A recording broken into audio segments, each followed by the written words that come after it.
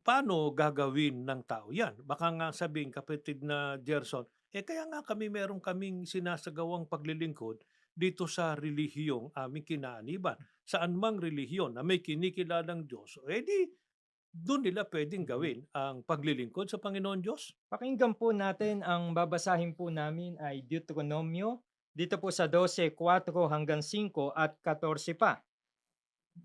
Huwag ninyong sasambahin ang Panginoon ninyong Diyos sa paraan ng kanilang pagsamba. Mhm. Sa halip, hahanapin ninyo ang lugar na pipiliin ng Panginoon ninyong Diyos mula sa lahat ng inyong lipi para paglagakan ng kanyang pangalan at tirahan niya.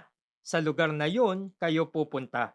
Doon lamang kayo maghahandog sa lugar na pinili ng Diyos sa isa sa mga lipi ninyo.